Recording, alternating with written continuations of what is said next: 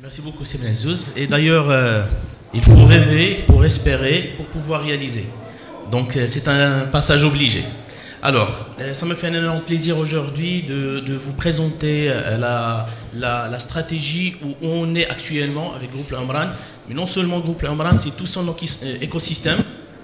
En tant qu'opérateur de l'État, nous avons le devoir d'accompagner notre écosystème, de hisser la performance et de booster l'économie. Alors, donc, je vais vous présenter brièvement le plan de la présentation. On va commencer par l'objectif, je vous assure, c'est rapide.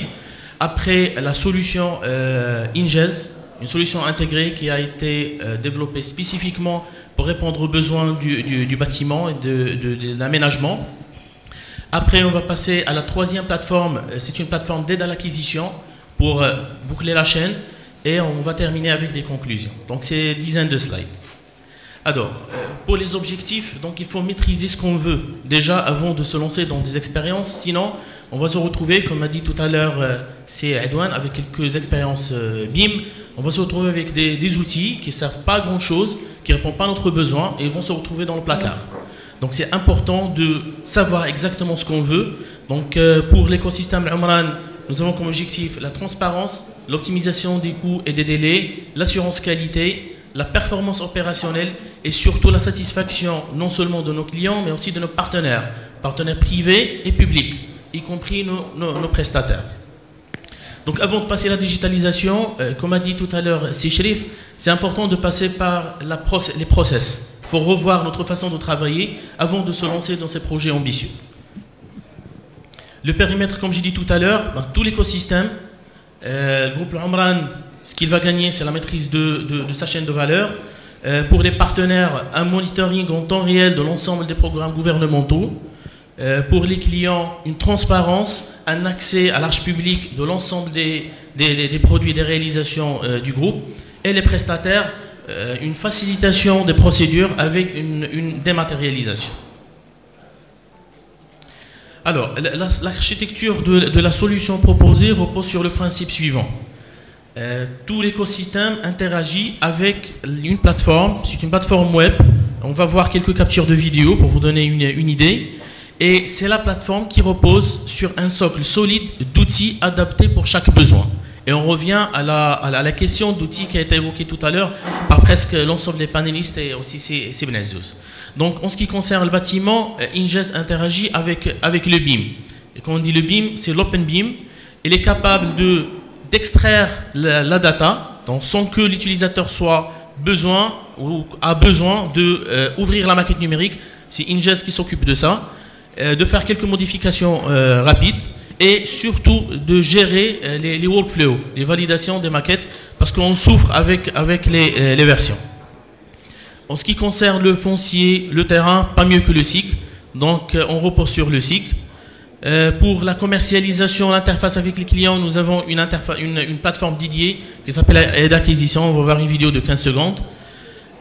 Tout ce qui concerne la data, parce que nous avons un flux important de données dans les chantiers.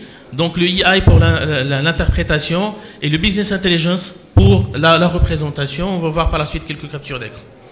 Et bien sûr, il y a un volet important, je pense, commun à tous les intervenants, c'est le problème financier, comptabilité qu'il faut gérer au fur et à mesure de l'avancement de notre projet. Donc Ingez aussi s'occupe de ça avec des ERP dédiés. Donc je vais vous donner une vidéo rapide qui va vous montrer la plateforme de point de vue foncier, parce que la plateforme, il couvre toute la chaîne de valeur depuis la jeunesse du projet, ça veut dire depuis la prospection de terrain, patrimoine foncier, passant par la réalisation jusqu'à la commercialisation. Donc là, c'est le patrimoine foncier de l'Hamran. Donc on accède rapidement, on pourra vérifier les contraintes, faire des simulations, le superposer avec les cartes d'urbanisme pour avoir une idée rapide et précise sur l'environnement de notre projet avant de commencer la construction. Donc c'est la partie foncière, j'essaie de faire très vite. Donc la partie projet. Donc, la plateforme, comme j'ai dit, c'est un accès à tous les intervenants, architectes, topographes, laboratoires, entreprises, bureaux d'études, bureaux de contrôle. Donc, sur une carte SIG, on repère l'ensemble de nos opérations, des projets. Donc on vérifie l'assiette foncière si jamais nous avons des empiètements et tout se fait d'une façon automatique. Et là, nous avons notre projet avec des photos, avec un timeline pour tracer l'évolution de notre projet. À tout moment, on peut revoir l'historique de l'avancement de nos projets.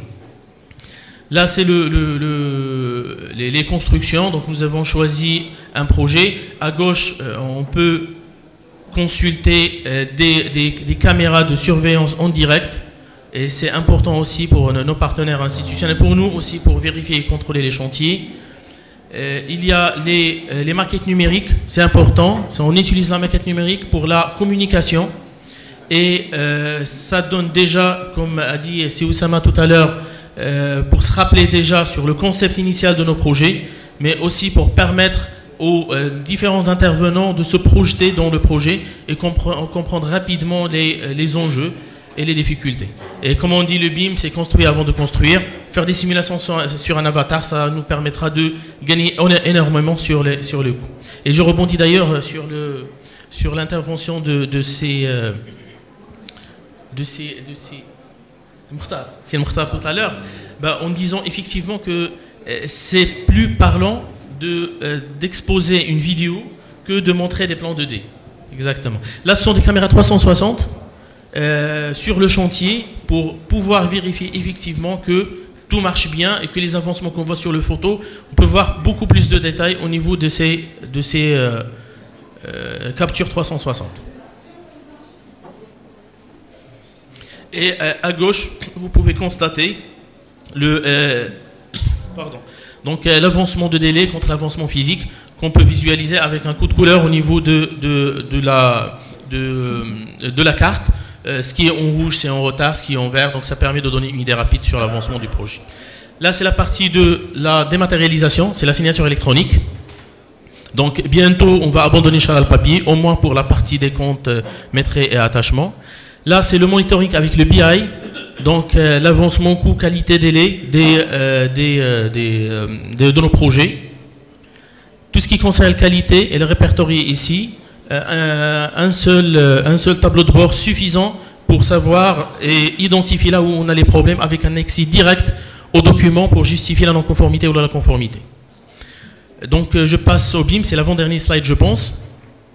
Donc ce que nous avons fait jusqu'à maintenant au niveau du BIM, de point de vue stratégique, d'ailleurs ça a été soulevé par Edouane, donc nous avons élaboré une charte BIM adaptée et cohérente avec nos objectifs.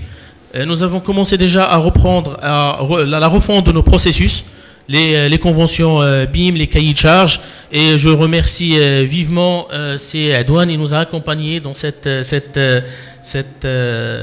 approche-là. Et le troisième point, c'est la compétence. Tout ce qui concerne la formation, nous avons lancé des dizaines de formations pour l'ensemble de nos collaborateurs. Et aussi sur la plateforme Ingez, et aussi on va faire bénéficier de notre écosystème de la formation sur cette plateforme. Et bien sûr, les moyens nécessaires. Merci beaucoup, Sius. Donc, pour la présentation, on est obligé de continuer le débat. D'accord, juste une vidéo de 15 secondes. Ok, 15 secondes. D'accord, ça c'est le dernier maillon, c'est la commercialisation. Donc, grâce à ça, on va permettre à nos clients d'accéder directement à notre base de données, en toute transparence, avoir des données sur le coût, sur la superficie, tout ce qu'ils veulent, prendre des rendez-vous, en toute transparence, et il est ouvert au large public. Comme ça, juste pour vous dire qu'on a bouclé la chaîne, on allait même jusqu'à la réclamation. Nous avons une plateforme pour la réclamation pour avoir un retour sur nos chantiers.